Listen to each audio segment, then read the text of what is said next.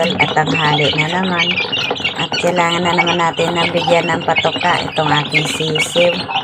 At ang pagbibigay nito mga idol ng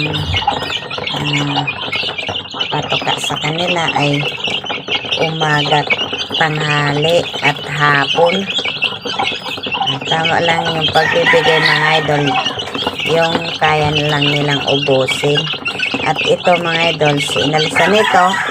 At dito yung isang inahin na naglilimlim at tatlo yung sisiw niya. At nilagay ko na doon sa inalisan nito. Tapos may nagpisa din doon sa likod namin na ito. At hinalo ko na doon sa sisiw dito sa nagpisa.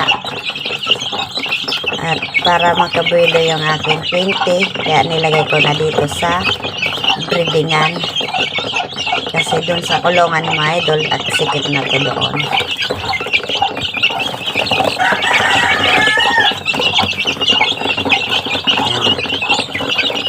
Magana kumain yung aking sisiw.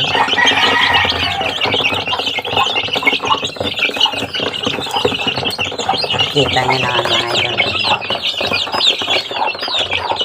At yung itim ko, ayan o, sumisilip.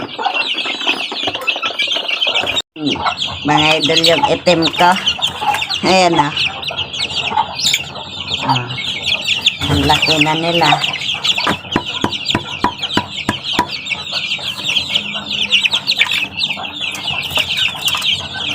At yung dalawa mga idol, at hindi ko pa hinalo dito kasi ayun nga, at hindi sila magkasundo.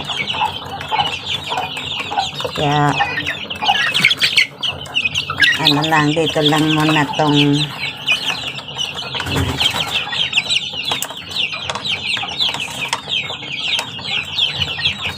dito na muna tong 8. At yung dalawa ay nandun sa up and down. Makita nyo mga idol oh. At nung una, nung pansin nyo mga idol, at wala silang balahibo. At ngayon ay tumutubuan na sila ng balahibo mga idol oh. Okay.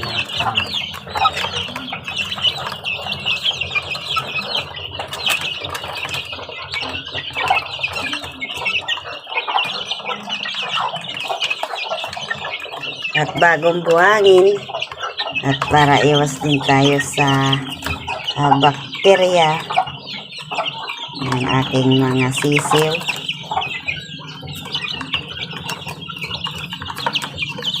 At ito ay pisa namin doon sa sa incubator. At galing to doon sa may sa avocado.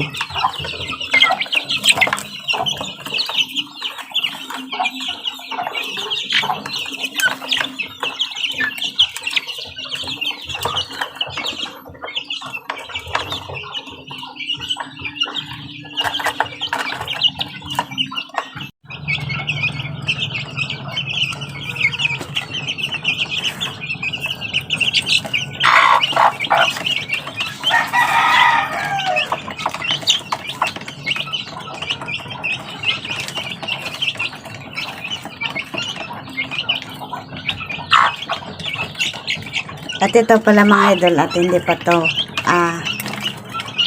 pinurga. At pag laki-laki na lang nito mga idol, saka natin pupurgahin. At saka nung pala mga idol, atig antibacteria, flashing ko naman yan ng gamit ng aking Yakult. Yung binilang ko tong Yakult. Kaya nakasiguro ako pati mga nito sa dinadaluyan nila ng patoka yung sa sigurado tayong yung bulate kasi yung Yakult antibacteria at saka mabilis lumaki yung ating mga sisiw. At pag ganyan na maganang kumain, ibig sabihin yan ay masisigla. Saka na natin to purgain mga idol pag malaki na. At ganito ay tamang muna tayong bigay ng patoka at saka yung antibacterial flushing yung gamit ng Yakult. At maganda yung Yakult mga idol. Again ay ginagamit natin na pang antibacterial dahil dito sa ating mga sisiw. At maganda yung performance ng aking sisiw.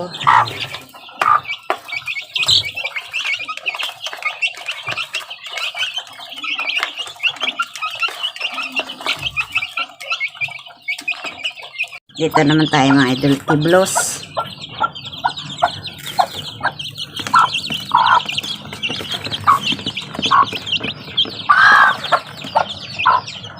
Yan yung sisiyo ni Blos.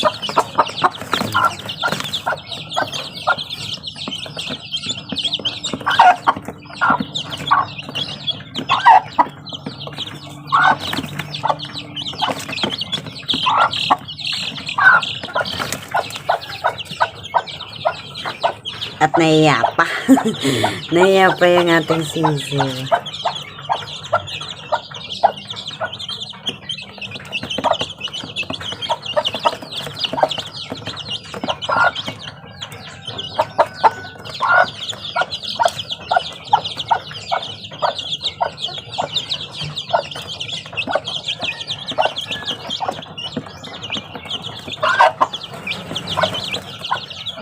Idol, ang bagong pisa.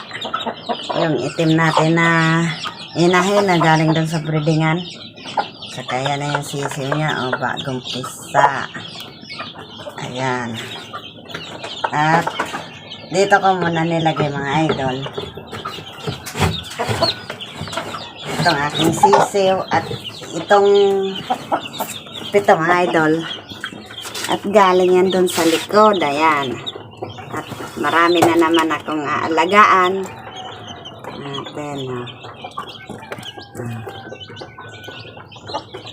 At bali mga idol, ayan ang inahin na yan. At nilalabas ko pagka umaga para maglakad-lakad dito. At tapos, pagkagabi, saka ko binabalik dito sa sisiw. Para yung ating sisiw ay makapag sa patoka at makakain kasi yung inain ay yun ay nakakaubos ng patoka at saka hindi gaano nakaano yung ating sisiw. At except lang dun mga idol dun sa sa breedingan kasi simula nung kahapon mga idol at umulan na naman hanggang maghapon yung ulan kahapon. At ayan ay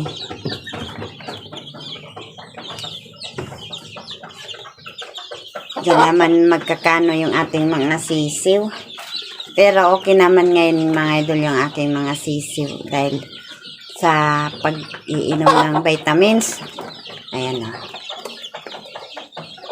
At saka yung lagi kong ginagamit mga idol, yung yung cherry pear. Kahapon bumili na naman ako mga idol kasi ubos na yung vitamins. Ayan na yung mga idol. At puntahin din natin yung dalawa ko. Tapos yung yung bulik. Ay bulik. Yung bangkas. Mali na noon tayo mga idol. Sinsya na. At ito mga idol. At ayan. Kasi lagi tong nambubuli doon sa may patoka pa naman at may tubig at lagi tong nambubuli doon sa mga kasama kaya nilagay ko na dito.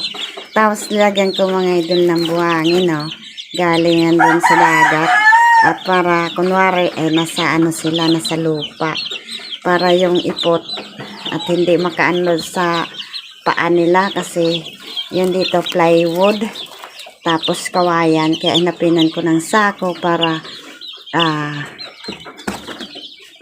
sila kunwari nasa lupa sila. Tapos ayan mga idol at ito ata mga idol at comment kayo mga idol kung baby stag yan at alam ko yun isa at lumalabas na kasi yung palong at super kulit kasi niya mga idol kaya kinulong ko na. At dito tayo bangkas. At naglulugon-lugon na rin to mga idol, itong bangkas ko. At ayan at nilagyan ko rin ng buhangin para ayan nga. At kunwari at nandito sila sa lupa para yung amoy, yung ipot, para hindi maka sa kulungan. Kaya nilagyan ko na ng buhangin mga idol. At meron pa ako dyan apat pa yan mga idol yung buhangin ko dyan. At ipapalit ko dito pag pag may amoy na. At ayan mga idol At ang tangkad nito mga idol itong white hats. At ang ganda. Tas ito din tangkad din tangkad. Mabait naman to mga idol. At yan naglulugon-lugon. Ito yan At kita nyo talaga mga idol bangkas parang din siya, parang kulay niya si blues. At nahihiya siya sa camera. Dito dito.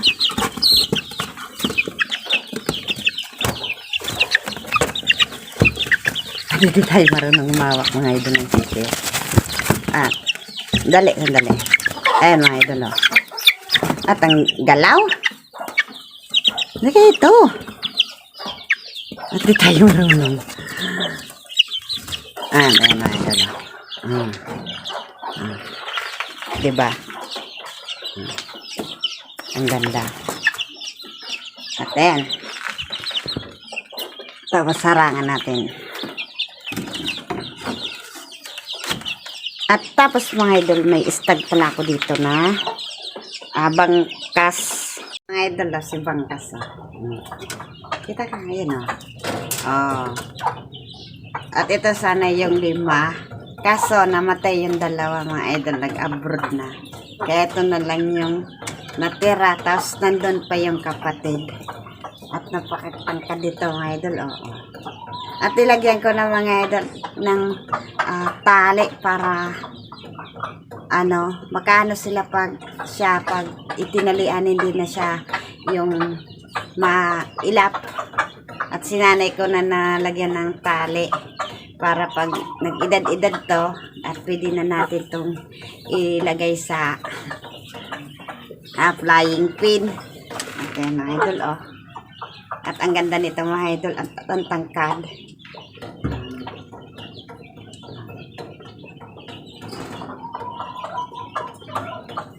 At ilagay na natin ito mga idol. At hindi tayo marunong mahawak. At mailap to mga idol. At tingnan nyo may yung nyo yun, sinyalis so yun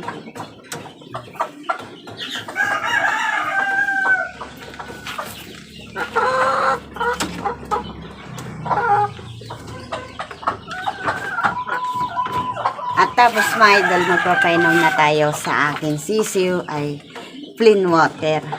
At yun ang ko. Tapos mamaya vitamins. At yung chiraper mga idol, umaga lang yun. At kanina pinainom ko sila kanina ng vitamins. At ngayon ay plain water. At mamaya na naman at vitamins ay yung binibigay ko ay yung Progency.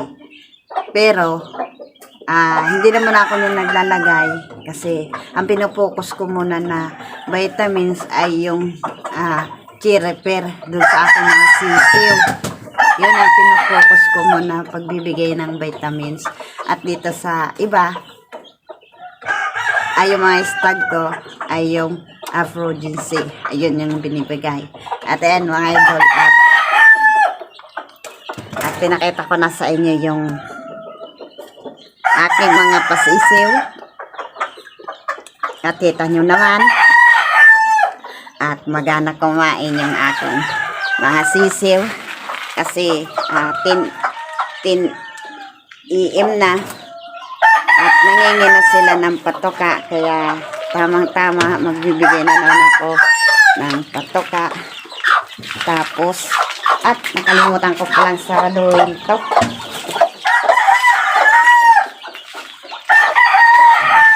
Nakalimutan ko saraduhin mga idol yung patoka ng sisi at inaano na ng inahin.